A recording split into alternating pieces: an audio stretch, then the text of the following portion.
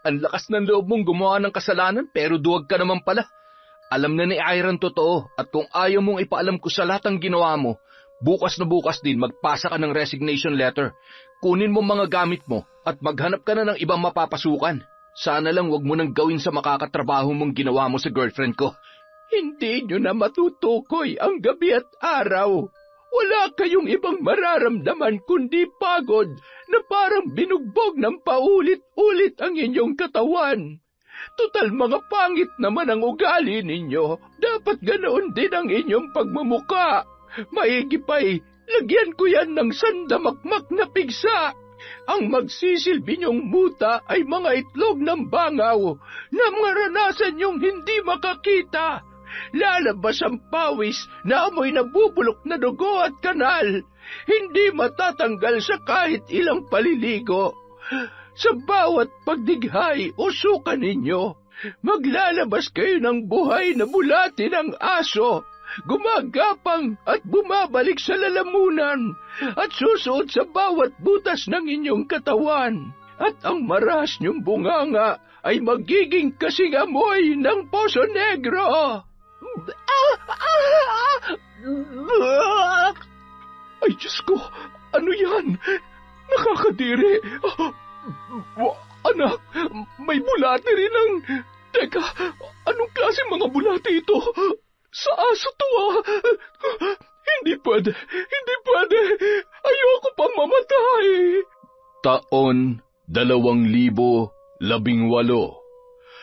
Quezon.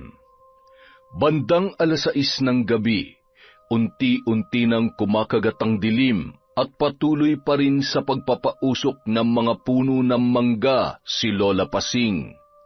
Idinadaan niya na lamang sa pagiging abala sa araw na yon ang kalungkutan na kanyang nararamdaman. Ayaw niya kasing nakikita ang kanyang apo na si Ira na noon ay nag-iimpake ng gamit.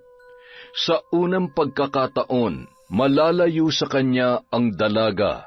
Naroon man ang takot dahil hindi niya mababantayan yon, ay kailangan niyang payagan at hayaang tumayo sa sariling mga paa ang kanyang pinakamamahal na apo. Napabuntong hininga na lamang siya habang nakatingin sa malayo at inaalala ang mga panahon na maliit pa si Ira at patakbo-takbo sa labas ng kanilang bakod, kasama ang ilan sa mga batang kaibigan. Hindi na namalayan pa ni Lola Pasing ang tuluyang pagpatak ng kanyang mga luha, na agad niya naman pinahid nang marinig ang mga yapak ng papalapit na si Ira. Ako na po yan, Lola. Sa wakas, natapos na rin ako sa pag-iimpake ng mga gamit ko. Oh, bakit namumula yung mga mata nyo? Umiiyak ba kayo, Lola? Ako? Umiiyak? Bakit naman ako iiyak? Kita mo namang mausok kaya sino naman ang hindi maluluha? Akala ko, hindi pa ako nakakaalis ay namimiss nyo na po ako kaagad. Pero alam nyo, Lola, sigurado ako na mamimiss kita. Wala nang gigising sa akin sa umaga, tapos wala na magluluto para sa akin. Di ba yan naman ang gusto mo? May trabaho ka naman dito Gusto mo pa rin magpakalayo-layo. Ay. Lola, may mas magandang oportunidad po naghihintay sa akin sa Maynila. Mas maraming pwedeng pag-applyan at mas malaki ang sahod. Doon, makakaipon ako agad. Pagkatapos, kapag malaki ng ipon ko, sasama ka na sa akin sa Maynila para hindi ka na nag-iisa dito sa bahay. Ako? Titira sa Maynila? Ay, diyan tayo hindi magkakasundo. Di bali nang mag-isa ako dito, wag mo lamang akong itira sa maingay, siksikan at magulong lugar. Magkakasakit lamang ako doon. Lola naman ang lakas-lakas niyo pa kaya, at saka maganda ron, maraming pasyalan, tapos... Ay, naku Ira, tumigil ka na po. Kahit bayaran mo pa ako ng malaking halaga, hindi mo ako mapapapayag dyan sa gusto mo. Lola, paano kung doon na ako makapag-asawa tapos nagkaanak? hindi ka talaga pupunta? Apo, ang sabi mo sa akin, pupunta ka na Maynila para sa trabaho, hindi para mag-asawa na at bigyan ako ng apo. Aba, kapag kaganyan ay manahimik ka na lamang dito sa bahay. Baka mamaya ay makahanap ka pa ng lukulukong lalaki doon. Diyos mio, baka magkasala lamang ako kapag hindi maayos at paiiyakin ka lamang na mapapangasawa mo. Kayo talaga? Siniseryoso niyo palagi ang mga sinasabi ko. Huwag kayong mag-alala. Uunahin ko lang kung ano makabubuti para sa sarili ko. Lahat ng pangarap natin, tutuparin ko. I love you, Lola. Huwag kang iyak kapag na-miss mo ako, ha? Tsaka, huwag mo ako laging iisipin, baka mamaya hindi ako makatulog doon. Napakakulit mo talagang bata ka. Basta, mag-iingat ka palagi ron, ha? Ay, huwag masyadong tiwala sa mga hindi mo kakilala o sa kahit na sino pa. Kilalanin mo na maigi ang mga taong dapat mong pagkatiwalaan. Naiintindihan mo ba ako? Opo, Lola. Magkasama naman po kami ni Ate Cheska, kaya wala ka naman pong dapat ipag-alala. Isa pa, nakapagtrabaho na siya sa Maynila, kaya alam niya ng pasikot-sikot doon. Siya na raw pong bahala sa akin. Ay, sigurado ka ba? Baka mamaya ay pagdating doon, pabayaan ka ng... Lola, matagal na yon. At saka, mga bata pa kami noon. Away bata lang po yon. Kung nakuha lamang ni Cheska ang ugali ng kanyang tatay Eman, baka makampante pa ako. Kaso yung mukha at ugali ay hulmang-hulma ng nanay niyang, alam mo na. Lola, okay lang po yon. Hindi na kami mga bata. Kaya ko nang protektahan ng sarili ko. Isa pa, nakikita ko naman kung gaano na siya kabait sa akin ngayon. Alam mo, Apo, yun nga ang mahirap yung... Lola, wala nang nega. Payakap na nga lang sa lola kong mahal na mahal ako. Mula nung sila ay mga bata pa lamang, madalas nang pinag-iinitan ni Cheska si Ira. Kaya naman kapag naaalala ni Lola Pasing ang mga pangyayaring yon, hindi mawala sa kanya ang pag-aalinlangan na yun pa mismo ang makakasama ng kanyang apo sa pakikipagsapalaran sa Maynila. Samantala, Cheska, anak, naayos ko na lahat ng mga dadalhin mo bukas. Galingan mo sa interview dun sa kumpanyang pag-a-applyan nyo ni Ira. Sigurado ako na matatanggap ka agad. Siyempre naman, Nay, sigurado yan. Di hamak naman na mas presentable akong tingnan kesa kay Ira. Isa pa, may experience na ako sa ganung trabaho, kaya sure na matatanggap ako kaagad. Ang galing-galing naman talaga ng anak ko. Ay siya nga pala, paano kung hindi matanggap si Ira? Di mag-apply siya bilang kasambahay. Doon naman siya nababagay Sa bagay, sanay naman yun maghugas ng pinggan at maglaba ng mga... Ano na naman ba yung pinag-uusapan ninyo? Cheska, magpakaate ka naman kay Ira. Nung nabubuhay pa ang tiyo mo at maayos ang trabaho sa Maynila, ni minsan hindi niya tayo pinabayaan. Kaya ako na nakikiusap sa iyo. Alagaan mo si Ira at ituring mo siya bilang kapatid. Magpinsan kayo at dapat nagdadamayan, kaya sana hindi na maulit ang mga kalokohang pinaggagawa mo dati. Teka, anong akala mo sa anak natin? Masamang tao?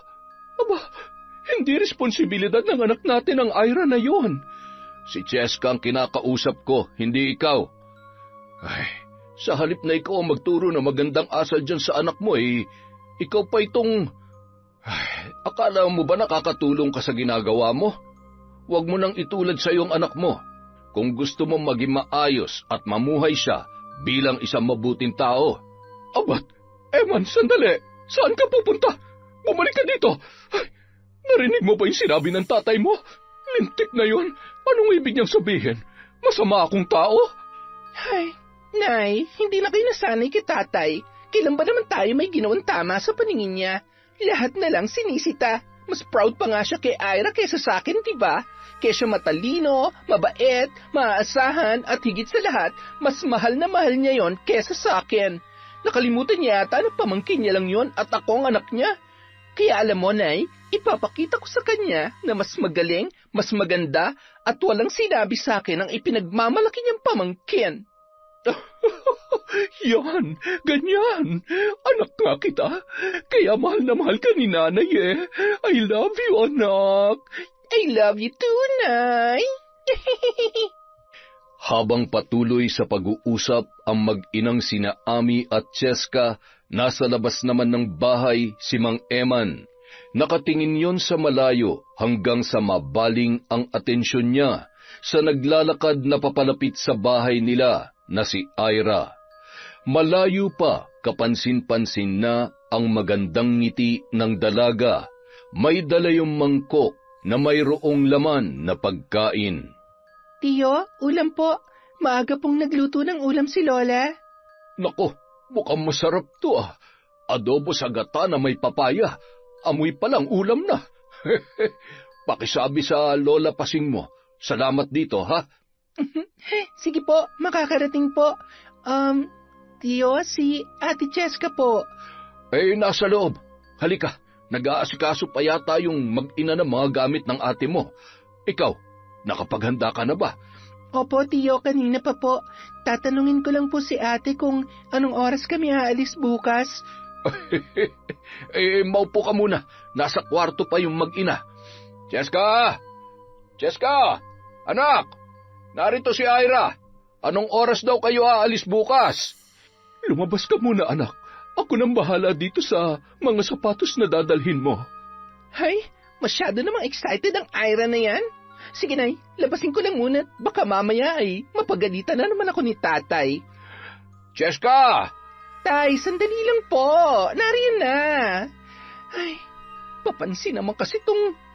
Hi, Ira. Kumusta? Ready ka na ba para bukas? Opo, ate. Kanina pa po. Itatanong ko lang sana kung anong oras tayo aalis para alam ko kung anong oras ako gigising. Siguro, 6:00 ay alis na tayo dito para maaga rin tayo makarating ng Maynila. Natawagan ko naman na yung may-ari ng apartment na uupahan natin, kaya wala na tayong poproblemahin pa. Maiba ako. Maayos ba yung mga gamit mo? May maayos ka bang bag? Kasi baka mamaya luma at... Yun ba, ate? Huwag ka mag-alala. Bumili ng bagong bag si Lola. Sayang nga eh. Meron pa namang pwedeng magamit. Pati nga damit at sapatos, bumili din siya. Yung pera pala na binibigay ko sa kanya, iniipon niya, tapos ibinili niya pa rin ang gamit ko. Siguradong malulungkot siya kapag nakaalis na tayo. Huwag ka mag-alala, Ira. Lagi ko siyang kukumustahin at dadalawin sa bahay niyo araw-araw. Basta mag-iingat kayo doon ng ate mo, ha? Kapag may problema, tumawag agad kayo sa akin. Salamat po, Tiyo. Ang bait-bait niyo po talaga. Kahit wala na po akong tatay, nandyan pa rin po kayo para sa amin. Hindi na rin nagtagal, nagpaalam na si Ira para umuwi. Inihatid pa yun ng tiyo Eman niya na animoy hindi pa rin matapos-tapos ang kwentuhan ng dalawa. Samantala, naiirita namang pumasok sa loob ng kwarto si Cheska. Nay, nakakainis. Oh, anong problema? Bakit nakabusamot ka? Kasi may bagong bag si Ira, tapos bago pa yung sapatos at may bagong damit din siya. Baka mamaya mas maganda pa yung bag niya kaysa sa akin. Anak, ano ka ba naman? Baka kung sa tabi-tabi lang yun, binili ng matandang yun. Tsaka kahit ano pang isuot mo, mas maganda ka pa rin kaysa sa pinsan mong yun. Talaga, Nay? Oo naman. O ayan, humarap ka sa salamin. Di ba? Manang-mana ka sa akin. Nanay naman eh. Aba, lalo pa atang sumama ang loob dahil sa sinabi ko. Kinaumagahan, bago sumapit ang 6:00 ay nakahanda na si Ira. Tumungo siya sa kwarto ng kanyang Lola Pasing na noon ay nakatalukbong ng kumot. Lola, gising na. Aalis na po ako. Lola?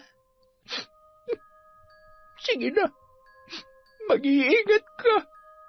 Bakit Nakatalakbong kayo ng kumot. Ayaw niyo po ba akong ihatid kahit sa labas man lang ng tarangkahan? Ayaw niyo po bang mag-kiss at yumakap sa akin bago ako umalis? Sige kayo, mamimiss niyo talaga ako. Siguro umiyak kayo, no? Patingin nga. Hala, sabi ko na nga ba eh. Huwag na kayong umiyak. Nalulungkot na ako. Pinipigilan ko naman, Apo eh. Kaya lang, ewan ko ba sa mata kong to, hindi man lamang makisama. Payakap na lang ulit, Apo, at sige na, umalis ka na. Baka magbago pang isip ko at hindi na kita mapayagan. Matapos mahigpit na yumakap si Ira sa kanyang lola Pasing, nagmadali na yung umalis. Sakto naman napalabas na ng bahay si Cheska, bitbit ang kanyang bag. Agad nang naglakad papunta sa paradahan ng tricycle ang dalawa para sumakay papunta sa istasyon ng bus na bibiyahe sa Maynila. Hindi naman mawaglit ang mata ni Cheska sa bago at magandang bag na dala ni Ira. Sa inis ay pasimpleng sinipa niya yun habang nakasakay sila sa tricycle, dahilan para taasan siya ng kilay ni Ira na animo ay nagtataka. Ay sorry, hindi ko sinasadya. Gusto ko sanang iunat ang pako eh. Ang hirap maging matangkad, nakakangalay. Okay lang ate, malinis naman ang sapatos mo. Ayan, nandito na tayo.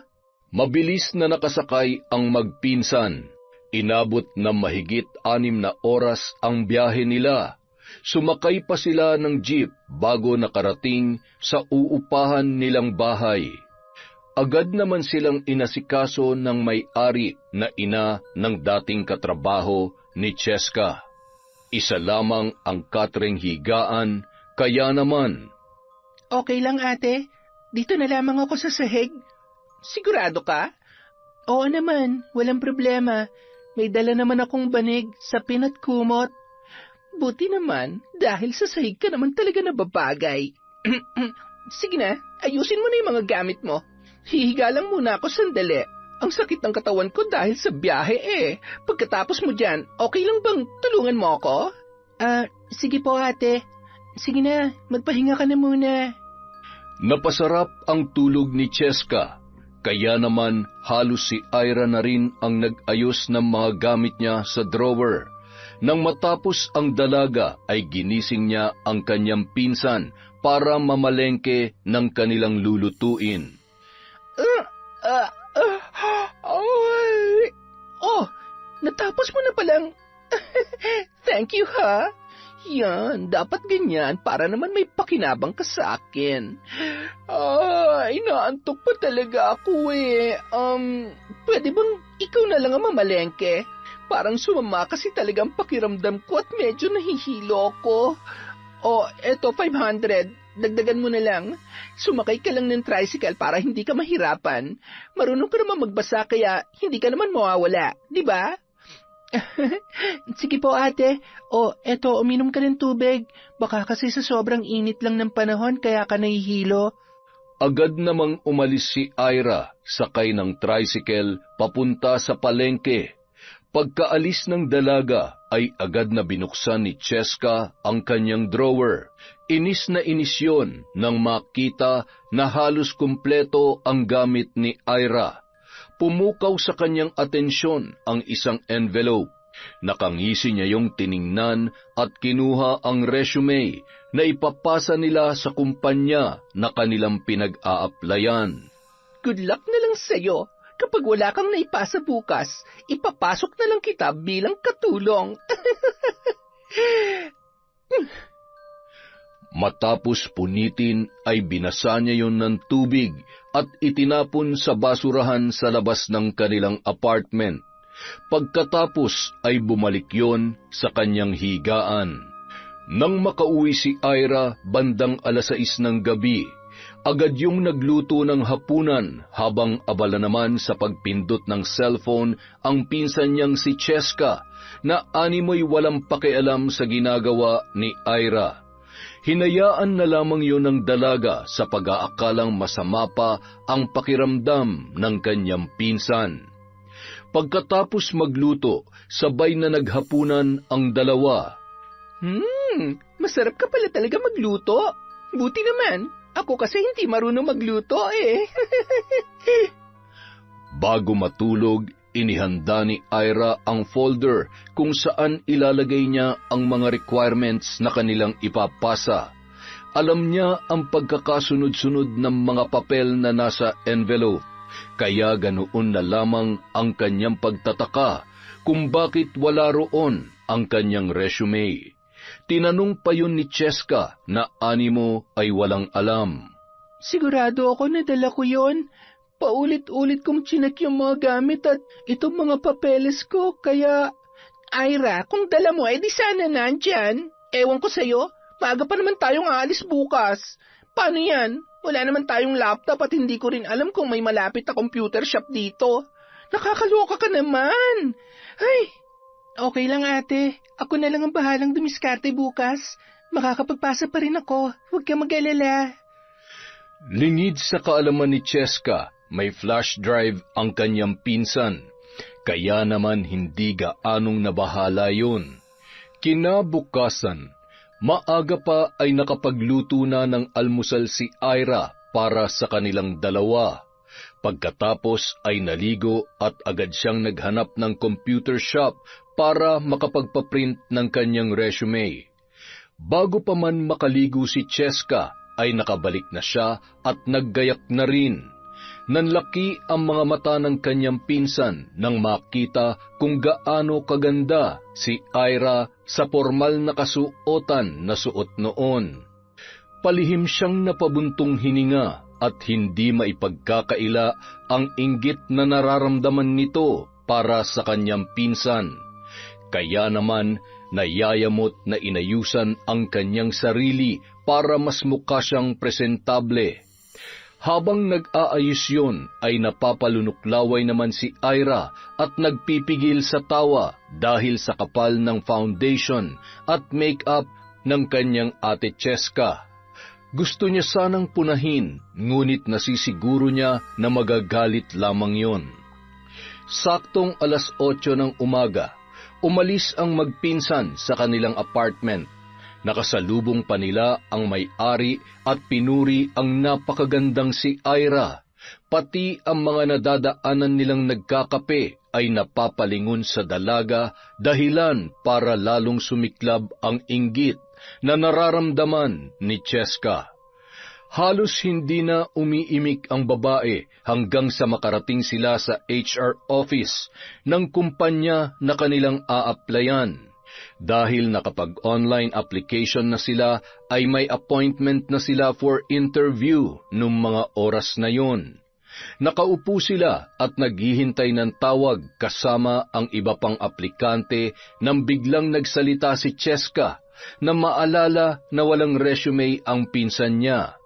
Ira, di ba wala kang resume? Nako, bumaba ka na muna tapos magpa-print ka doon. Bilisan mo. Okay na ate. Chill ka lang. Ha? Anong okay na? Di ba nawawala yung tada? Nagpa-print na ako kanina habang naliligo ka. Sabi ko naman sa'yo, di ba? Okay. Mabuti naman. Nakakainis. Hindi ko talaga maisa ng babaeng ito. Ay. Okay lang kaya si ate? Baka kinakabahan lang siya. Sana matanggap kami pareho.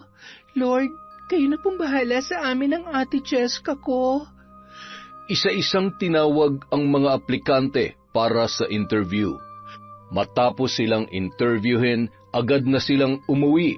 Tatawagan na lamang kung sakaling matatanggap sila sa posisyon na kanilang inaaplayan.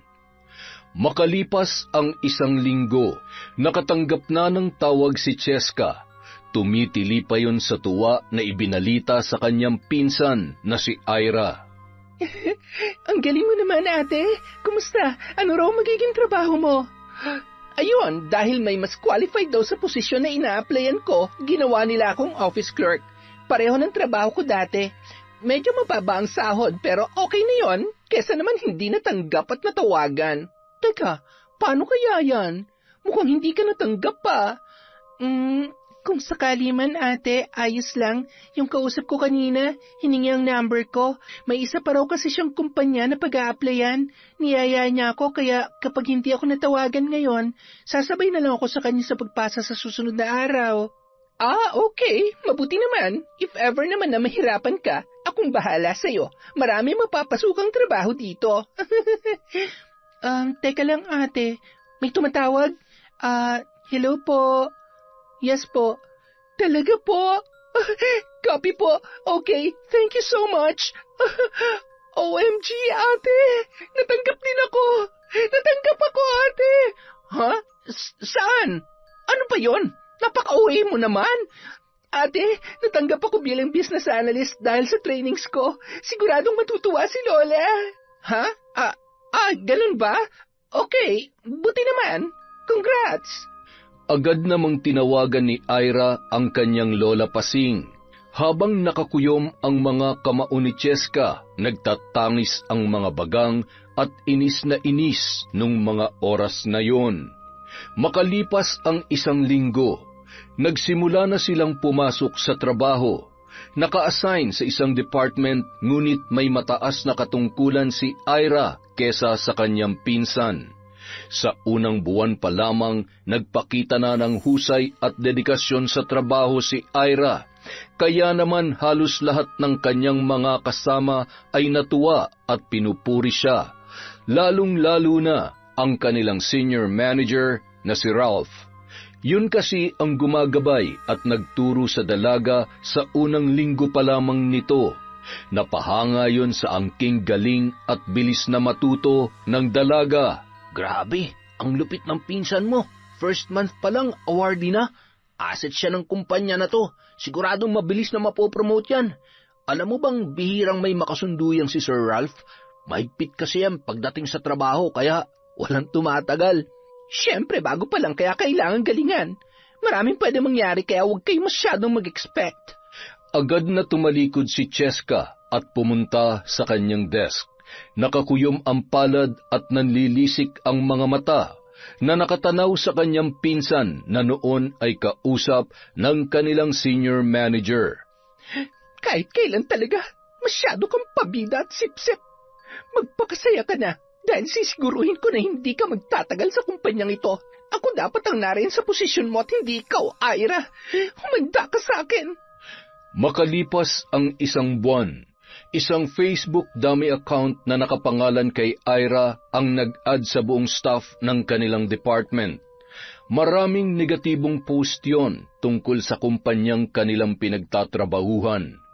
Agad namang pinatawag si Ira ng kanilang senior manager para pag-usapan ang tungkol sa bagay na yon. Napatunayan naman ng dalaga na wala siyang kinalaman at hindi talaga siya ang may-ari ng Facebook account na yon. Pagkatapos noon, sabay na umuwi sina Ira at Cheska pagkatapos ng trabaho.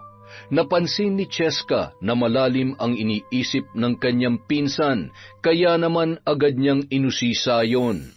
Okay ka lang ba? Balita ko, pinatawag ka raw ni Sir Ralph kanina.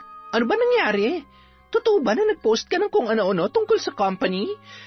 Ay, pati ba naman ikaw, ate? Sa tingin mo ba, magagawa ko talaga yon? Kung hindi ikaw, sino naman ang gagawa nun?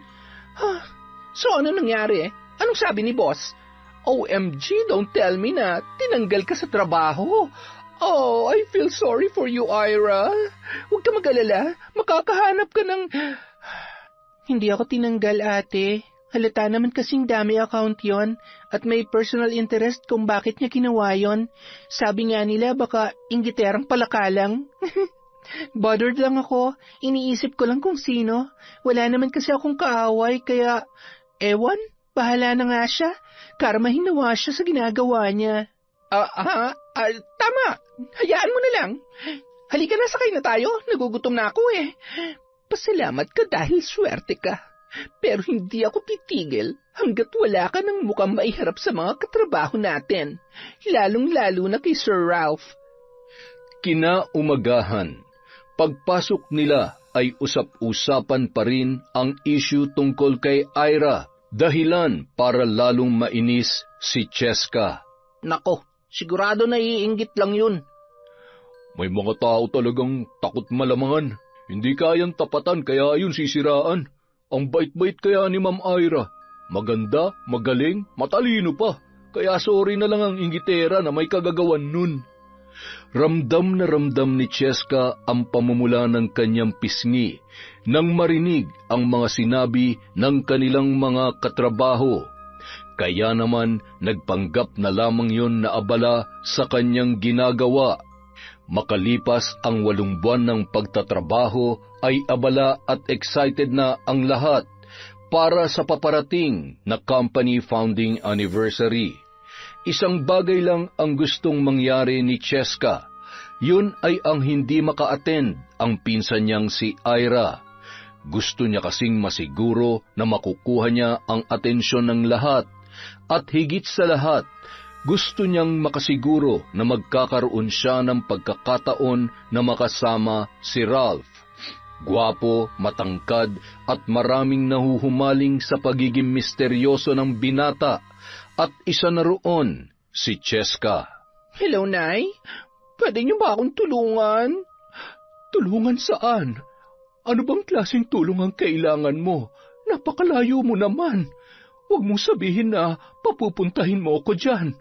Ano, tambak na naman ba ang labahin mo? Anak naman. Nay naman, hindi yan. Ang gusto ko, magkasakit si Ira. Sa susunod na araw na yung party namin at hindi pwede na maka-attend siya doon. Ayaw ko makasama at magpabida na naman siya doon. Nay, tulungan mo naman ako.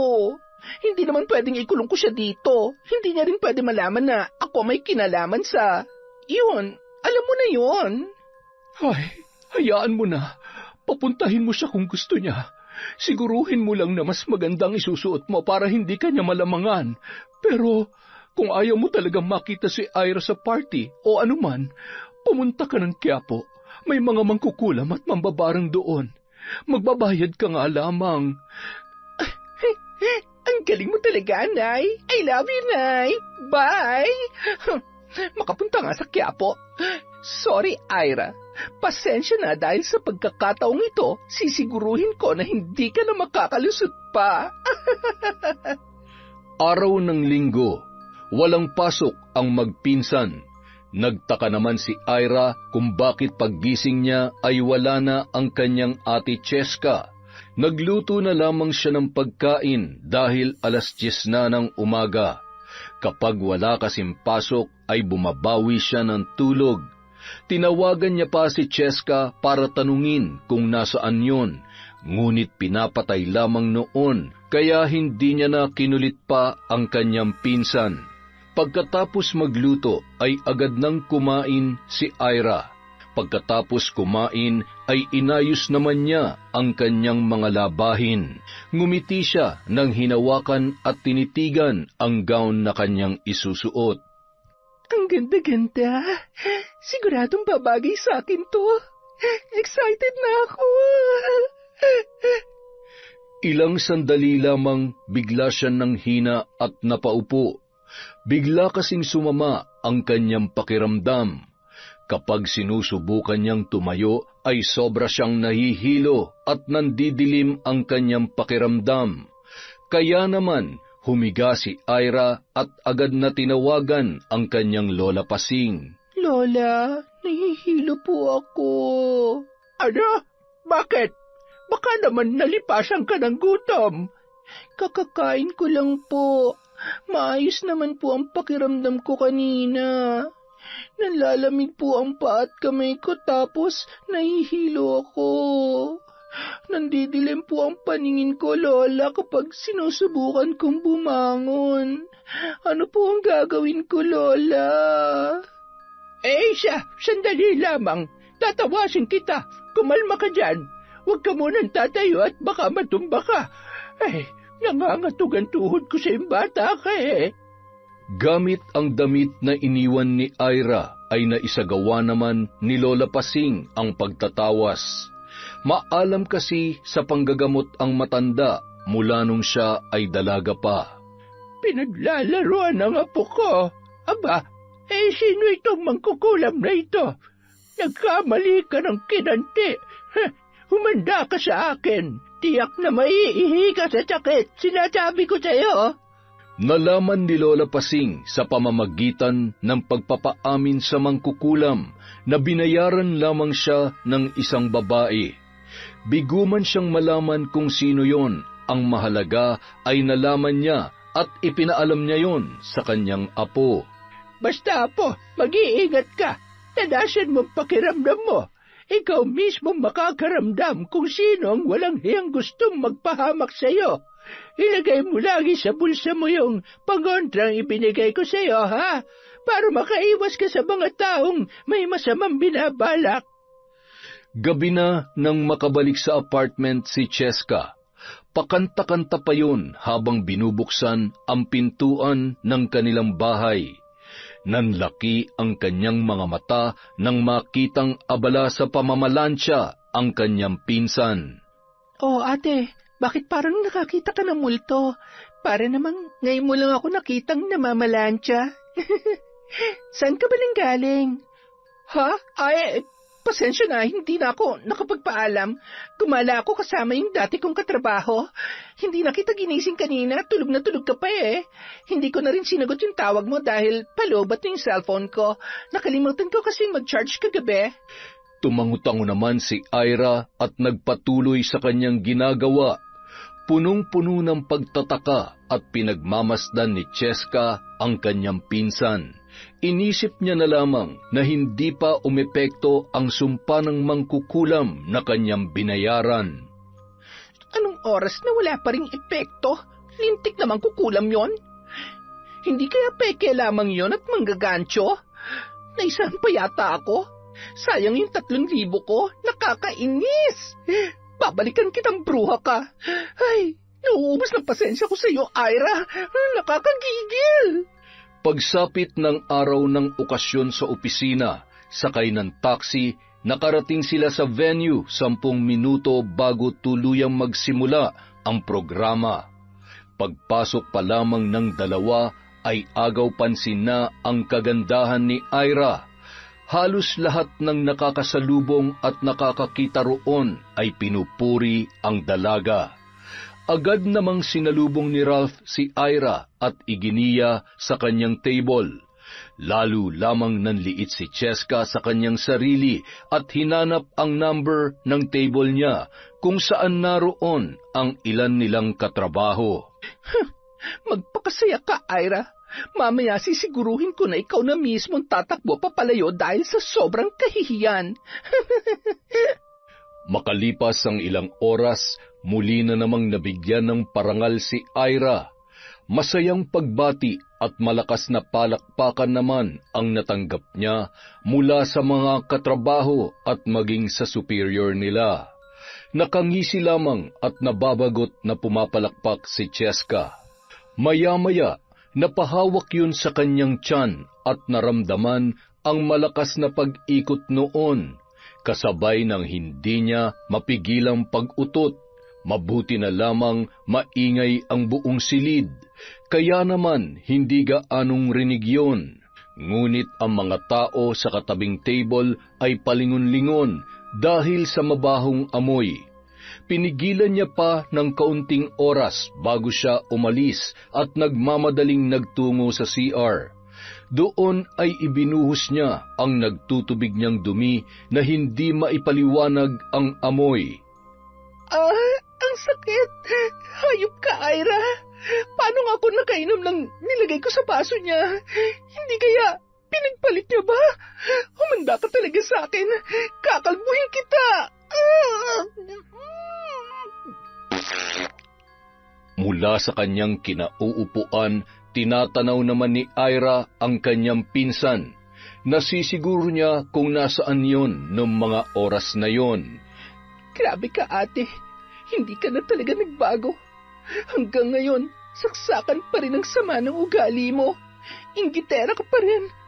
Kung hindi ko nakita yung ginawa mo kanina, siguradong mapapahiya ako. Sana naman matuto ka na. Ay, kung hindi ako nagkakamali, ikaw din ang tao sa likod ng dummy account na yon. Tama nga si Lola. Kailangan ko mag-ingat sa'yo dahil isa kang traidor. Dahil sa nangyari, napilitang umuwi si Cheska. Mas pinili niya na lamang na umuwi kesa magkalat pa sa lugar na yon. Hindi na rin kasi biro ang sakit ng tiyan na kanyang nararamdaman. Muntik pa siyang mapadumi sa taxi na kanyang sinakyan. Nang makarating sa apartment, agad na hinubad ang kanyang gown at tumakbo sa banyo. Hindi na lamang pagtatae dahil nahihilo at nasusuka na rin siya nung mga sandaling yun. Agad naman siyang uminom ng gamot at maraming tubig. Gustuhin man niyang pumunta sa ospital ay hindi niya kaya dahil siya ay nanghihina na. Sinubukan niyang tawagan si Ira kaya lamang ay hindi sumasagot ang kanyang pinsan. Abala yon na sumasayaw at nakikipag-usap sa kanilang senior manager. Sumagot ka! Sumagot ka, Ira! Wala ka talagang kwenta! Aray ko, ang sakit! Samantala, matapos ang kasiyahan ng gabing yon, nagmamadali namang sinundan ni Ralph si Ira na noon ay papaalis na sana. Ira, ihatid na kita. Mukhang wala ka nang kasama pa uwi. Teka, ano nga ba nangyari at bigla na lamang umuwi yung pinsan mo? Sumama siguro ang pakiramdam niya. Sir Ralph, sigurado ka bang ihahatid mo ako? As in, sa bahay? Ralph na lang, wala naman tayo sa trabaho eh. At oo, ihahatid kita sa ayaw at sa gusto mo. Okay, sino ba naman ako para tumanggi? Tara? Nang makarating sina Ira at Ralph sa tapat ng apartment na inuupahan nila, ay umiiyak at papaalis na si Cheska. Natitiyak niyang kailangan niya nang magpatingin sa doktor dahil siguradong malala ang kanyang kalagayan. Lalo lamang sumama ang kanyang pakiramdam nang makita na magkahawak kamay si Ralph at ang kanyang pinsan na si Ira. Alam kong mabibigla ka sa sasabihin ko at ang totoo, nahihiya akong sabihin sa iyong nararamdaman ko pero hindi ko na to kayang itago pa. Ira, gusto kita. At sa tingin ko... Ira! Tulungan niyo ako! Please, dalhin niyo ako sa ospital! Nangihina na ako! Ang sakit-sakit ng tiyan ko Dahil nakahawak pa rin si Ralph sa kamay ni Ira, hindi nila nagawang saluhin ang noon ay nagkukunwaring nawalan ng malay na si Cheska. Mga hayop na to! Nauna pa maglandian kesa tulungan ako! Sir, Ralph, tulungan mo naman ako. Dalhin natin sa ospital. Baka kasi mamatay baka may mangyaring masama sa kanya. Ano naman kayang palabas to? Pero mukhang napuruhan siya sa sarili niyang kalokohan. Ayan, mapala mo. Kontrabida ka kasi talaga eh. Binuhat nila ang babae at isinakay sa kotse ni Ralph. Nagmamadali namang nagpalit ng damit si Ira bago sila umalis. Sinugod nila sa emergency room sa pinakamalapit na ospital si Cheska. Agad naman yung inasikaso ng mga nurse at doktor at binigyan ng lunas. Samantala, nag-uusap naman sa labas ng ospital sina Ira at Ralph. Sure ka ba na uuwi na ako? Opo, masyado ko na kayo naabala. Sige na, may pasok pa tayo bukas. Hindi ko lang alam kung makakapasok nga ako, pero kapag maayos naman si Ate Cheska, kahit medyo late, papasok ako, sir. Sige, gusto mo sunduin kita sa inyo? Sobrang abusado ko naman yata sa part na yan. Sige na, umuwi ka na. Maraming salamat and see you tomorrow. Okay, hihintayin kita bukas. At huwag na huwag ka magpapamiss. magtatampo ko. Sira, sige na. Bye, ingat. Bye, I love you. Hoy, I love you ka dyan. Sige na, umuwi ka na. Opo, uuwi na. Nananaginip ba ako? OMG, yung heartbeat ko. Kalmahan mo, heart. Yung pinsan mo mamamatay na yata. Mapuntahan na nga. Ate Cheska, sana naman magtanda ka na. Bago sumapit ang 5:00 ng madaling araw, pinalabas na sila ng doktor. Tumigil na ang pagsusuka at pagtatae ni Cheska, maging ang pananakit ng kanyang tiyan. May mga ilang panggamot na nireseta ang doktor na agad naman nilang binili bago tuluyang umuwi. Hindi naman umiimik si Cheska na animoy may malalim na iniisip. Hindi rin siya iniimikan ni Ira dahil alam niya na may masasabi lamang siyang hindi maganda. Pinilit niya na lamang ang sarili na magtimpi at wag na munang kumprontahin ang kanyang pinsan sa ginawa nito. Agad na siyang natulog dahil ramdam niya na rin ang hilo dala ng puyat. Nung araw ding yun, nagpasya na lamang na hindi pumasok si Ira. Bukod sa kailangan niyang asikasuhin ang pinsan niyang nanlalambot pa rin, ay umalis siya para maghanap ng malilipatan. Nang makauwi, bakas naman ang pagtataka ni Cheska, lalo na nang makitang nag-iimpake na siya. Oh, bakit nag-iimpake ka ng gamit mo? May problema ka ba? Akala mo ba hindi ko napapansin na mula kagabi nakasimangot ka? Bakit? Dahil naistorbo kong pakikipaglandian mo kay Sir Ralph, ha? Wala akong dapat ipaliwanag sa'yo, Ate Cheska. Basta-basta ka na lang aalis tapos sasabihin mo wala kang dapat ipaliwanag? Huwag mo nga akong gawing tanga. Kung may problema ka, sabihin mo. Sabihin? Eh ikaw, bakit hindi mo masabi sa akin ng harapan kung may galit ka sa akin? Akala mo ba hindi ko alam yung ginawa mo kahapon? Ano bang pinagsasasabi mo? Pwede ba huwag kang mag-inarte at gumawa ng kwento? Sana nga hindi totoo, ate. Dahil sa totoo lang, hindi ako makapaniwala na hanggang ngayon saksakan ka pa rin pala ng sama ng ugali. Nung bata pa tayo kapag sinasaktan at pinapahamak mo ko, ni minsan hindi ako lumaban sa'yo. Ngayon, hindi kita lalabanan, pero hindi rin ako makikipagplastikan at lalong hindi ko ipipilit ang sarili ko sa'yo. Ibig sabihin, sinadya mong mainom ko yung pinagpalit mo yung baso natin, kaya bitawan mo ako, ate. Ikaw na nga may kasalanan, ikaw pang galit. Ngayon alam mo na kung ano napapala ng pagiging traidor. Ano pang hindi mo sinasabi sa akin, ha? Ano pang pinaplano mong masama sa akin? Ano bang problema mo? Bakit magalit na galit ka? Wala naman akong ginagawa masama sa iyo, ate, ha? Magpinsan tayo, dapat magkakampi tayo. Pero anong ginagawa mo? Tama na. Sige, lumayas ka ngayon. Bahala ka na sa buhay mo. Simula ngayon, kalimutan mo na magpinsan tayo. Ayan, dalhin mo lahat yung mga basura mo. Kahit ganoon ang nangyari at ginawa sa kanya ng ate Cheska niya, ay ni isa sa mga malalapit na katrabaho. Maging si Ralph ay hindi niya pinagsabihan sa ginawa sa kanya ng kanyang nakakatandang pinsan. Bagamat may mga nakikiusisa dahil napapansin ang hindi pagkikibuan ng dalawa sa trabaho, ay nananatiling sikreto ang mga nangyari dahil ayaw na ni Ira na mas lumala pa ang sitwasyon. Isang gabi, Talaga? Ginawa niya yon? Ang kapal naman na mukha niya. Subukan niya lang na umuwi dito at kakaliskisan ko siya. Nay, kumalma ka. Huwag ka mag-alala dahil hindi naman ako makakapayag na hindi makaganti. Isa pa, alam mo bang inagaw niya yung lalaking gusto ko? Akalain mo yun, Nay? Posisyon at pati ba naman sa lalaki talagang nakikipagagawan siya? Saksakan ng apple, di ba? Nay, naalala niyo ba yung napapabalitang mambabarang sa karatig baryo natin? Oo naman. Ano ngayon? Huwag mong sabihin na... alam ko na. Ay siya, huwag ka nang mamroblema dyan sa pinsan mo. Ako nang bahala.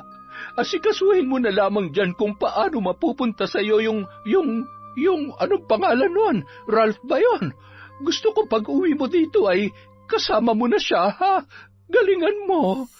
Oh, Nay, thank you, ha? The best ka talaga. I love you. Bye. Problem solved. Pero bago yon, may isa pa akong gagawin at sisiguruhin ko na tuluyan ka ng lalayuan ni Ralph. Makalipas ang ilang gabi, isang lalaki ang noon ay palakad-lakad sa tapat ng isang bahay kung saan nangungupahan si Ira. Walang pasok noon ang dalaga. Bandang 6:00 na nang maisipan niyang lumabas para bumili ng ihaw-ihaw sa kanto. Yun na rin kasi ang plano niyang ulamin para sa kanyang hapunan. Iniwanan niyang di nakalak ang pinto dahil malapit lang yun at sanay naman siyang ginagawa yun. Mababait at halos kilala niya na rin ang mga taga roon. Pasimpleng pumasok ang lalaki at may kung anong nilagay sa kanyang tubig sa pitsil na nasa mesa. Pagkatapos, nagmamadaling sumuot yun sa ilalim ng katreng higaan ni Ira sa kanyang kwarto. Nang makabalik si Ira, masayang-masaya siyang kumakain habang kausap ang kanyang lola at pagkatapos tumawag naman si Ralph para sabihin na pupuntahan siya ng binata. Pagkatapos kumain, nakaubos pa siya ng 2 basong tubig. Matapos hugasan ang pinagkainan, agad siyang tumungo sa kwarto para kumuha ng damit dahil maliligo pa lamang sana ang dalaga. Inamoy-amoy niya pa ang kanyang damit bago tuluyang tumungo sa banyo. Habang naliligo, hindi niya malaman kung bakit pakiramdam niya ay antok na siya at tila ba nahihilo. Pagpasok sa kwarto, tanging tuwalya lamang ang nakatakip sa kanyang katawan. Umupo siya sa katre at doon ay tuluyan na ngang nakatulog ang dalaga. Pawis na lumabas mula sa ilalim ng higaan ang isang binatilyo at nagmamadaling iniayos ang cellphone para i-video ang gagawin niya sa dalaga. Inayos niya ng pwesto si Ira at sinunod lahat ng ipinag-utos sa kanya ni Cheska kapalit ng malaking halaga. Pinaghahagkan niya yon at kung titingnan sa video ay hindi mapapansin na walang malay si Ira. Tuwang-tuwa naman na pinagnanasaan ng lalaki ang magandang dalaga. Mabuti na lamang napigilan nito ang sarili at hindi na uwi sa mas malalapang kahalayan na magpapahamak sa walang kamuwang-muwang na dalaga. Tinakpan niya lamang ng kumot ang babae at agad nang umalis yun. Nakasalubong at nabangga pa nun si Ralph na kabababa lamang ng kotse. Bigla namang kinabahan ang binata nang makitang nakabukas ang pinto ng bahay, kaya napatakbo na siya at agad na tinawag si Ira. Hindi makapaniwala si Ralph nang madatnan niya ang noon ay tulog na si Ira. Basang-basa pa ang buhok at kahit anong gising niya ay hindi yon magkamalay. Natatarantang binihisan at dinala niya yon sa ospital. Matapos ang pagsusuri ay nalaman niyang may pinainom na gamot sa babae dahilan para makatulog yon ng ganon kahimbing. Dahil sa takot nang makita niya ang mga pulang pantal sa ilang bahagi ng katawan ng dalaga ay pinasuri din niya kung posibleng nagahasa si Ira. Samantala, Magaling, hindi na sayang ang pera ko. Salamat, ha? Sorry, pero sa pagkakataong ito, sisiguruhin ko na kawawa ka, Ira. Mawawalan ka na nga ng trabaho, kamumuhian at pandidirihan ka pa ni Ralph. Yak! gamit ang isang account na pinangalanan niya ng lalaki ay sinend niya ang maselang video na yon kay Ralph. Laking gulat na lamang ng binata nang matanggap ang video na yon dahil kasama niya pa rin sa ospital si Ira at hindi pa rin nagkakamalay. Agad namang ipinaalam ni Ralph sa mga kasamahan niya ang totoong kalagayan ni Ira. Agad namang tinawagan ni Ralph ang account na yon at masayang pinakinggan ni Cheska ang boses ng binata sa pag-aakalang napaniwala niya yon. Hayop ka! Kung sino ka man, magtago ka na! Burahin mo yan! Ipapahanap kita kahit sa ang sulok ka pa man ng impyerno magtago! Nakita kita kanina at namukaan kita! Ipapakulong kita! Tandaan mo yan! Nanginginig ang kamay na pinatay ni Cheska ang tawag at nataranta. Nakakainis! Ano bang meron ka? Kung nagagawa mong lusutan ng lahat ng to, pues sigurado sa mambabarang wala ka ng laban. Uuwi ka sa probinsya na gumagapang sa sakit. Doon ka mabubulok at doon ka mamamatay. At ikaw, Ralph, hindi ako titigil hanggat hindi kayo naghihiwalay. Akin ka lang! Akin ka lang! Samantala. Ralph, anong ginagawa ko dito? Anong nangyari? Bakit nandito ako? Ira, ayos ka lang. Huwag ka matakot. Maayos ng lahat. Sabi ng doktor, posibleng may inilagay na pampatulog sa tubig na ininom mo, kaya nakatulog ka at nawalan ka ng malay. Paano ba? Ayaw ko na sanang ipakita to sa'yo dahil... Basta, huwag ka mag-alala. Nagawan ko na ng paraan. Na-block ko na ang account na yan. Pinaiimbestigahan ko na rin kung kanino yan ang galing. Ang alin? Kinakabahan naman ako sa sinasabi mo. Akin na nga.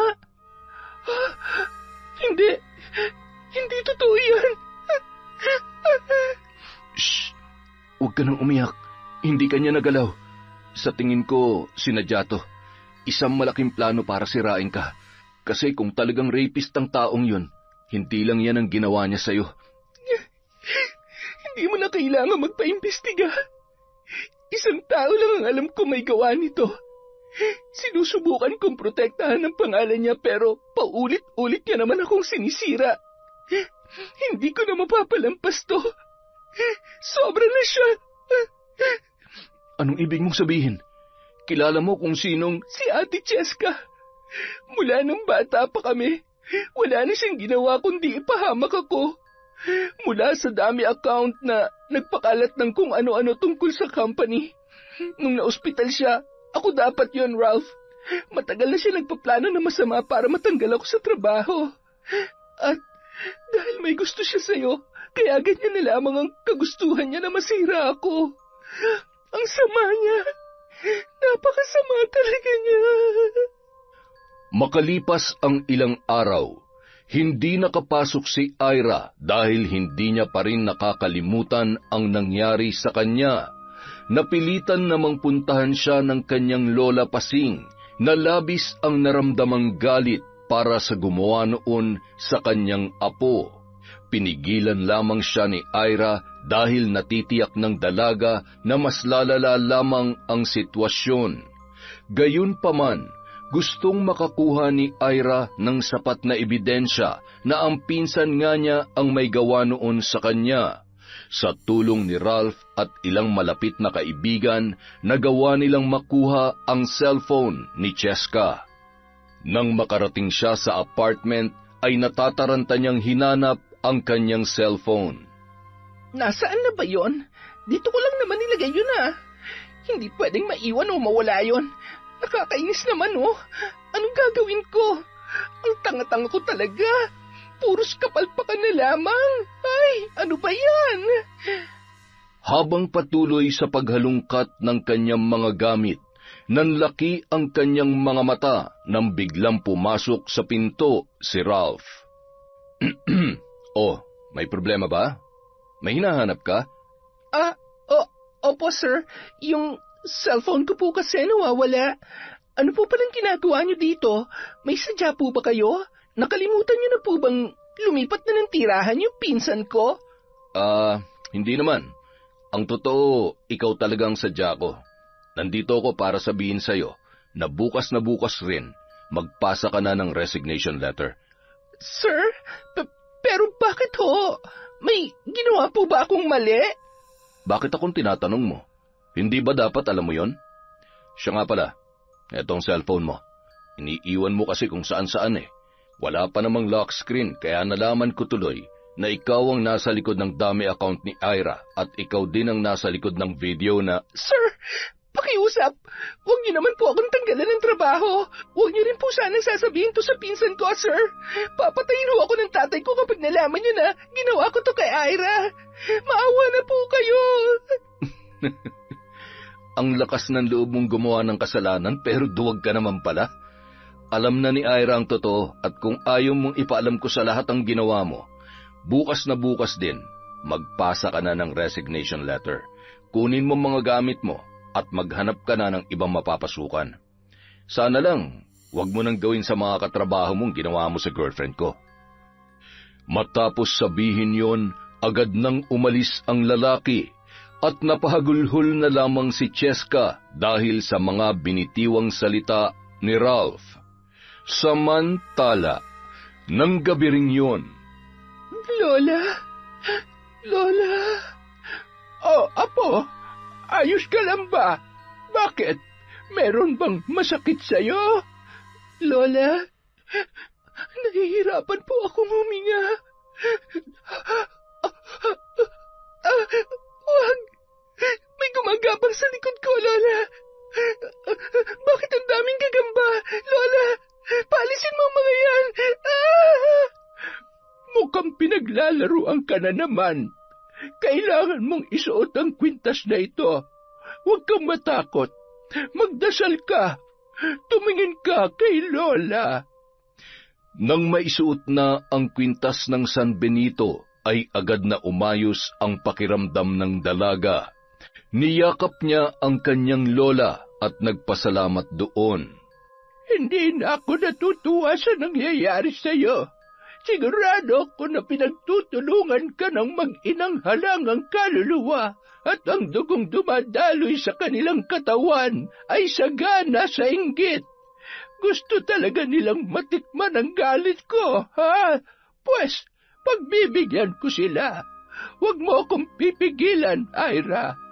Dahil hanggat hinahayaan natin sila ay mamimihasa at lalong hahaba ang sungay nila, lalong-lalo ng Cheska na yon.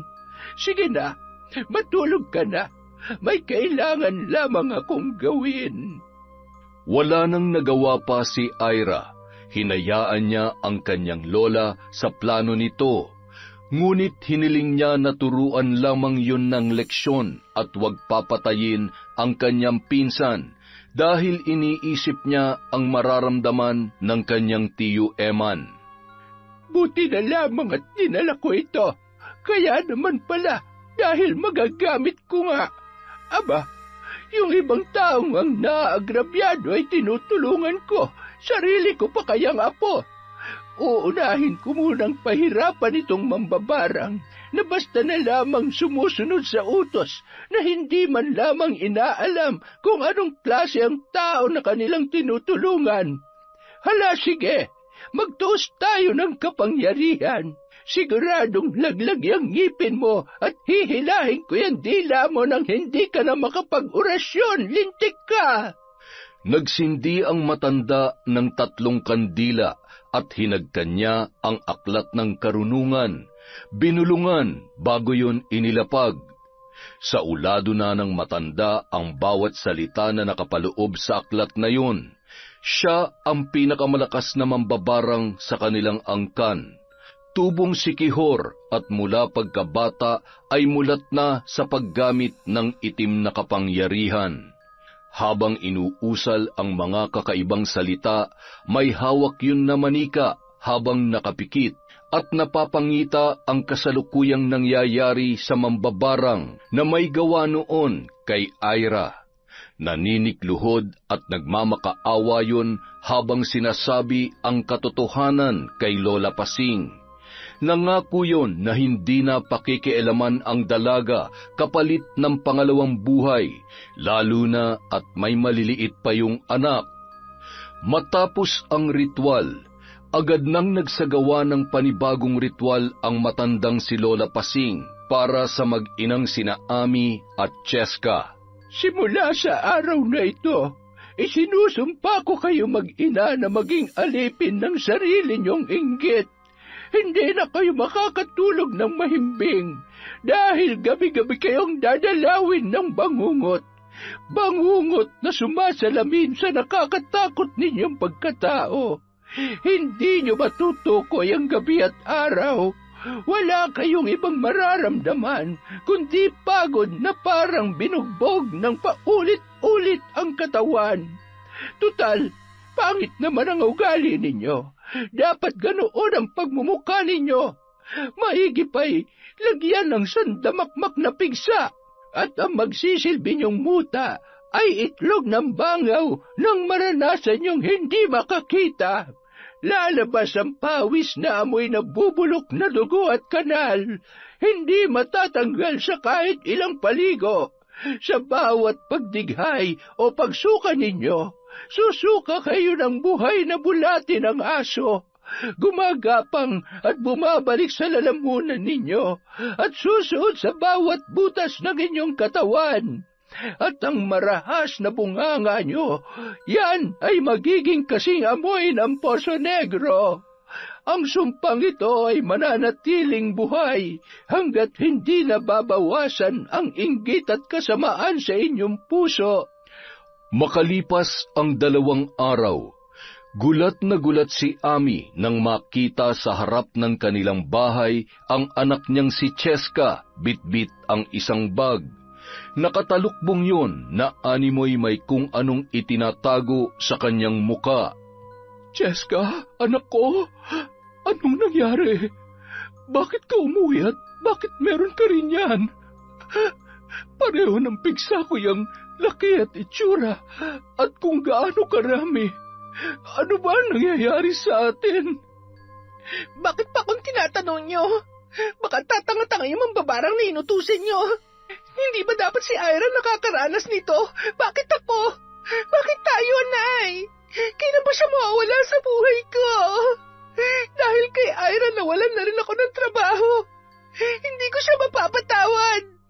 Tama ba narinig ko na nawalan ka ng trabaho dahil kay Ira? Sigurado ka? Hindi yan magagawa ni Ira. Kilala ko ang batang yon. Ano bang gusto mong palabasin? Na sinungaling ang anak mo? Tingnan mo ang kalagayan namin. Mukha pa ba kami magsisinungaling sa lagay namin ito? Siguradong binabarang na kami ng maglolang yon. Hindi ba't umalis si Pasing? Magkasama sila ngayon, hindi ba? Hindi ba't may chismis na mambabarang ang angka na matandang yon sa Sikihor? Eman, tulungan mo kami ng anak mo. Baka kung anong gawin nila sa amin. Ay, yan.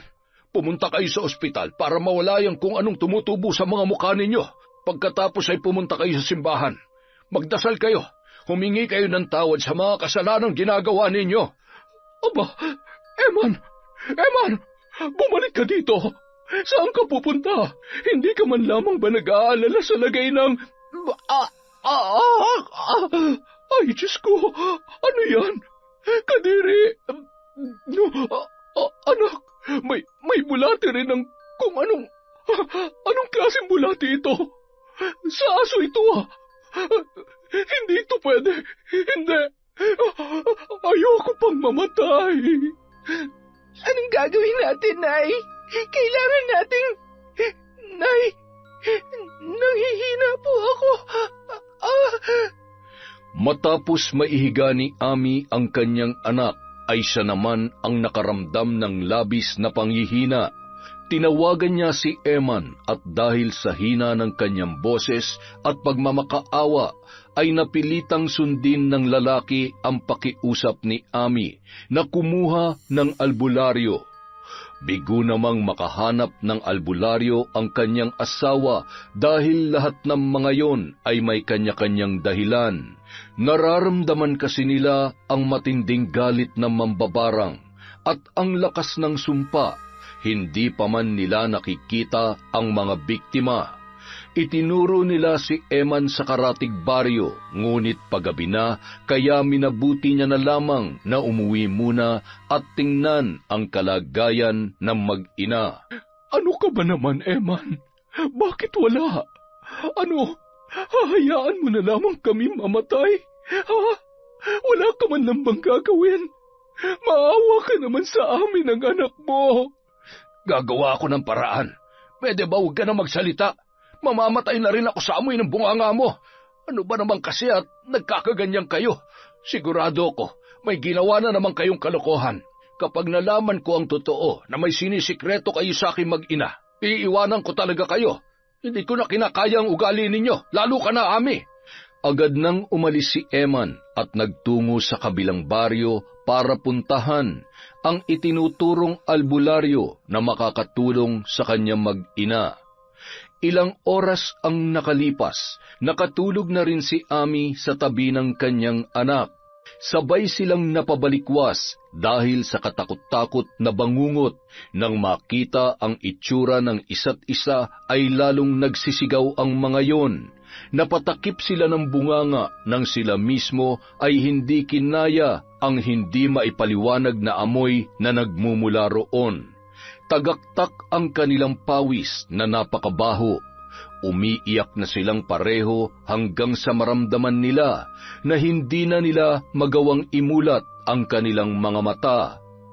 Nay, natatakot ako. Nay, ayaw ko ng ganito. Lintik ka! Tumigil ka na! Kasalanan mo ito eh. Umamin ka na. Ikaw ang unang kumanti kay Ira. May malala ka bang ginawa sa kanya para magalit ng husto ang lola niya? Sabi mo kasi, di ba? Sabi mo, gawin ko ang lahat para hindi ako matalo ng Ira na yon. Ginawa ko lang naman kung anong gusto niyo, para makuha kung anong dapat sa akin, pero lagi na lang siyang nananalo. Ako lagi na lang ganito, talunan. Bakit pa ako sinisisi niyo? Kayo tong nagpabarang sa kanya Tanga ka ba? Matapos mong sabihin na ipabarang ko siya kung sisisihin mo. Ay, buisit, anong gagawin natin ngayon? Ang bobo mo kasi. Bakit akong tinatanong niyo? Bobo nga, di ba? Makabobo kayo dyan. Sa'yo lang naman ako nagmana. Tay, nasaan ka na? Halos maghahating gabi na nang makabalik si Eman kasama ang albularyo. Masyadong malakas ang may gawa nito, pero wala naman siyang balak patayin ang mag-ina mo. Ang gusto lamang niya ay ang magbago at pagsisihan nila ang nagawa nilang kasalanan. Malaki ang naging atraso nila sa taong malapit sa kanya. Yan ang abang sinasabi ko eh. Hindi kasi kayo nakikinig sa akin. At ikaw, Ami, hanggang kailan mo kukonsintihin niyang anak mo sa mga pinaggagawa niya? Sa halip na pagsabihan at pangaralan mo ay ginagatungan mo pa. Pwede ba? Huwag ka nang magalit. Nagsisisi na nga eh. Pangako, magbabago na ako. Kung kailangan ko manikluhod at humingi ng tawad kay Ira at sa matandang mambabarang na yon, gagawin ko. Kahit ako na lang ang patayin nila o di kaya pahirapan. Huwag na ang anak natin. Bata pa siya at marami pang pagkakataon na itama ang mga pagkakamali niya. Patawarin niyo ako. Anak, kailangan nating humingi ng tawad sa kanila. Paano pa ako patatawarin ni Ira? Tay, sobrang laki ng kasalanan ko sa kanya. Siguradong hindi niya ako mapapatawad. Samantala, Lola, bakit hindi po kayo mapakali? Hindi pa po ba kayo inaantok? Apo, nagsisisi na sila. Sa tingin mo, matututo na kaya sila sa nangyari? Panahon lamang ang makakapagsabi kung totoong nagbago na ang isang tao o kung natuto nga ba sa kanilang kasalanan. Pero, Lola, wala naman hong masama kung bibigyan natin sila ng pagkakataon na itama ang kanilang pagkakamali, diba? Iniisip ko rin po kung paano nag-aalala si Tio Eman. Isa pa, ngayong nandito na tayo at wala na rin siya sa kumpanyang pinagtatrabahuhan ko, wala naman na siya magagawa pa para mapahamak ako. At hindi ko nahahayaang mangyari yon, Apo. Ay nako, lintik lang ang walang ganti. Ipinangako ko sa nanay mo na hanggat nabubuhay ako, walang sino mang mang-aapi o mananakit sa'yo. Lola, salamat po. Pero, pwede bang itigil niyo na ang pagpapahirap sa kanila? Ay, napakabuti ng puso mo, Apo. Kaya mas pinagpapala ka. Ibabalik ng mundo ang lahat ng kabutihang ginagawa mo. Nahigit pa sa iyong pangangailangan. Kahit hindi na po, Lola. Simple lang naman po ang buhay na gusto ko at higit sa lahat, gusto ko payapa at walang tinatagong sama ng loob o galit dito sa puso ko. Kaya kahit wala na akong marinig na sorry mula kay Cheska, ayos lang po. Pinapatawad ko na po siya. Pero ayaw ko na po magkaroon ng ugnayan sa kanya. Tama ng malayo, at least hindi na kami magkakasakitan. Kung wala siyang alam sa nangyayari sa akin, wala na siyang dahilan para mainggit pa. Kapag hindi na siya naiinggit, hindi na rin makakagawa ng kung ano pang kasalanan ng pinsan ko. Ay, naku kang bata ka. Baka naman lumampas ka na sa langit sa sobrang bait mo. Sa kabilang banda, Nay, nawawala na po ang mga... Gumagaling na po tayo. Salamat po, Tatang. wala akong kinalaman dyan. Sadyang gusto lamang kayong turuan ng leksyon ng mambabarang na may gawa nito. Magpasalamat kayo dahil nanaig ang awa sa kanyang puso, o maaaring may taong pumigil o nakiusap sa kanya na bawiin ang sumpa. Si Ira, siguradong siya rin ang nakiusap sa lola niya. Tay, patawad. Huwag na sana kayo magalit sa amin ni Nanay. Hindi ako natutuwa sa ginawa ninyo. Ano man ang dahilan mo, maling-mali ang ginawa mo, Cheska. Paano kung tuluyang nag-ahasa ng lalaking yun ang pinsan mo, ha? Paano kung may masama nangyari sa kanya? Babae ka rin. Ay, naku talaga, oo. Hindi ko maintindihan kung bakit. Ay, ayusin mo ang problemang ginawa mo. Kung akong tatanungin, ang dapat sa iyo ikulong. Eman naman, masyado ka naman nagpapadala sa galit mo. Nagsisisi na nga yung anak mo eh. Tumigil ka, isa ka pa. Ay, kapag malakas na kayo, pupunta tayo sa Maynila. Kailangan natin humingi ng tawad at gusto ko rin makita ang kalagayan ni Ira. Ihahatid ko lang muna si Tatang sa bahay niya. Asikasuhin niyo sarili niyo. Pagbalik ko ay mag-uusap-usap tayo, ha? Matapos ihatid ang albularyo, umuwi na rin agad si Eman. Nadatnan niyang tulog na tulog ang mag-ina. Halata sa itsura nila ang hirap at sakit na ipinaranas sa kanila ni Lola Pasing. Naroon ang awa pero mas nananaig pa rin ang nararamdaman niyang pagkadismaya. Makalipas ang 1 linggo, kahit paano nasanay na si Lola Pasing sa Maynila. Kapag nasa trabaho si Ira ay lumalabas-labas pa siya para may nakakausap. Kung minsan naman, nanonood lamang yon ng TV. Kapag nababagot, tinatawagan ang kanyang mga malapit na kaibigan sa probinsya. Isang umaga, saktong walang pasok si Ira. Habang nanonood ng TV ang maglola ay may kumatok sa kanilang pintuan. Tumayo si Lola Pasing at pinagbuksan ang kanilang bisita. Aba, anong meron? Hindi naman kami nagpadala ng imbitasyon at lalong wala namang okasyon dito sa amin. Nay Pasing, alam ko hong masama ang loob niyo sa mag-ina ko pero nandito ho kami para humingi ng dispensa at gusto ko rin hong makausap ang pamangkin ko. Kung ako lamang ang masusunod ay ikaw lamang ang papapasukin ko, Eman. At itong mag-ina mo ay kailangan mo na yatang basbasan ng banal na tubig at baka maghasik na naman ng kasamaan. Alam ko hong kayo ang nambarang sa kanila. Oo, ako nga. At hindi ako magdadalawang isip na ibalik ang sumpa sa oras na may gawing kalokohan yan kay Ira. Tia Pasing, patawarin niyo na ho kami ng anak ko. Pangako ho, hindi na ho kami gagawa ng kahit anong ikapapahamak ni Ira. Pinagsabihan ko na rin ho itong si Cheska kaya... Ewan ko sa'yo.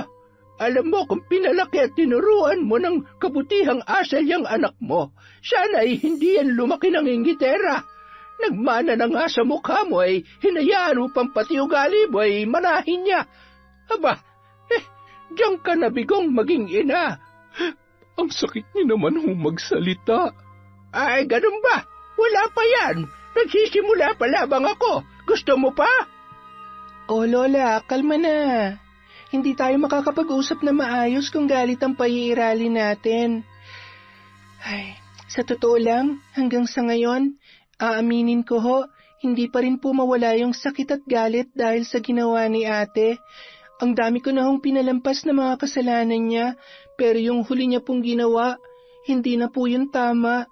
Gusto ko siyang ipakulong dahil sa ginawa niya, pero inisip ko po kung anong mararamdaman ninyo, Tio. Ira, kung yun ang nakikita mong tama para matuto si Cheska sa pagkakamali niya, hindi ako tututol dahil kahit ako ay... Wag! Ayaw ko makulong, Tay! Ayaw ko po!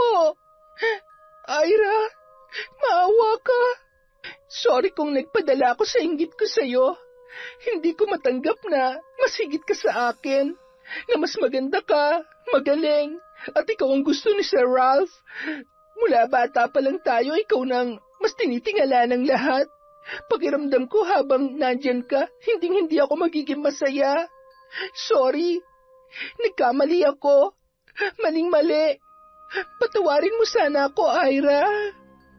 Nangyari na mga nangyari, ate. Kahit umiyak ka pa, kahit ilang libong sorry pa, hindi na basta-basta mabuburang na iwang lamat na ginawa mo. Pero alam ko hindi man sa ngayon, makakalimot din siguro ako, mapapatawad din kita. Gusto ko lang din malaman mo na walang dahilan para mainggit ka, ate. Alam mo, kung nag-focus ka lang sa sarili mong achievements, kung titigil ka sa pagkukumpara mo ng kung anong kaya mong gawin at kung anong nararating ko, siguradong magiging masaya ka. Sana, kapag nakita tayo ulit, masaya ka na sa buhay na meron ka. Yung naabot mo na rin yung buhay na gusto mo, yung pinapangarap mo. Basta wala ka nang kailangan masaktan o apakan para lamang marating mo yon. Salamat, Ira. Sorry talaga, ha. Tatandaan ko lahat ng mga sinabi mo. Tumango-tango na lamang si Ira, na pabuntong hininga at matipid na ngumiti bago tuluyang niyakap ang humihikbing si Cheska. Sa unang pagkakataon ay nakita niya ang pagsisisi sa mukha nito. Tiyang Pasing, Ira, magpapaalam na kami. Sana pumasyal pa rin kayo sa atin. Hihintay namin ang pagbabalik nyo at nang makabawi man lamang kami sa kabutihan ninyo. Kahit hindi na kayo bumawi ay ayos lamang. Basta... Lola. Ira, Nay Pasing, alis na ho kami. Iha, maraming salamat at mag-iingat ka palagi, ha? Sobrang namiss kita. Namiss ko rin po kayo, Tio. Mahigpit na niyakap ni Ira ang kanyang tiyo Eman at pagkatapos ay lumabas na ang mga yon. Ilang hakbang pa lamang ay biglang tinawag ni Ira ang kanyang tiyo at lumakad yon pabalik. Nagmamadaling may kinuha sa kabinet ang dalaga na nakapaloob sa isang sobre. Iniabot niya yon sa kanyang tiyo Eman.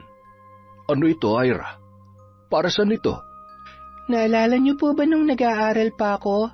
Lagi niyo ho akong binibigyan ng baon, tapos lagi niyo rin akong binibilhan ng tsinelas. Kahit na paulit-ulit naman ho yung pinuputol at minsan ay itinatago ni Ate Cheska. Nung nagkatrabaho na po ako dito, lagi ho akong nagtatabi ng pera para sa inyo, Tio. Sa'yo po yan, bawal niyo po yung tanggihan. Salamat po dahil kahit wala na si tatay, nandyan pa rin po kayo. Mahal na mahal ko po kayo, Tio. Napaluha naman ang lalaki sa mga sinabing yon ni Ira. Ni minsan ay hindi niya naramdaman ang ganoong pagmamahal mula sa kanyang sariling anak. Muli niya pa yung niyakap at paulit-ulit na pinasalamatan. Sina Ami at Cheska naman ay hindi makapaniwala sa ginawa ni Ira. Doon lamang nila napagtanto kung gaano kabuti ang puso ng dalaga, dahilan para mahiya ang mga yon sa kanilang sarili. Makalipas ang isang buwan, Muli namang inihatid ni Ralph si Ira sa bahay nito. Pinatuloy yun ng dalaga dahil sa gabing yun, gusto niya nang sabihin sa kanyang lola ang namamagitan sa kanila ng binata.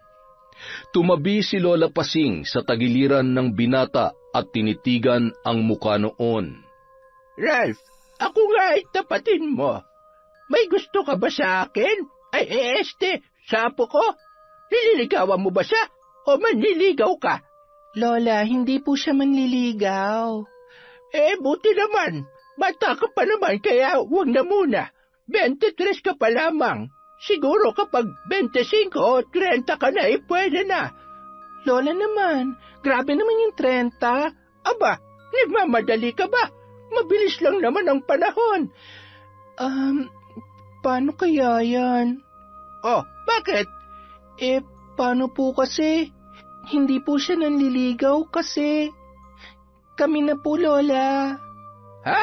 Ano sabi mo? Kami na po. Ay, teka. Tama ba? Kayo na. Boyfriend mo na ang lalaking yan. Pambihira naman na po. Bakit hindi mo man lamang sinabi sa akin? Kailan ka pa natutong maglihim? Pagkatapos kitang palakihin, ngayon ay mag-aasawa ka na ba? Ano bang hindi mo sinasabi sa akin, ha? Sorry na po, Lola. Masyado namang matampuhin I love you. Lola, wag na po kayong umiyak. Masisira po yung ganda ninyo. Sige kayo. Wag po kayong mag-alala. Mahal na mahal ko po ang apo ninyo. Hindi ko siya sasaktan o kaya naman ay pababayaan. Siya, may magagawa pa ba ako? Siguruhin mo lamang natutuparin mo yung mga sinabi mo. Gusto ko lamang malaman mo na pagdating sa apo ko, wala akong sinasanto. Kahit na napakagwapo mo nako, malilintikan ka sa akin.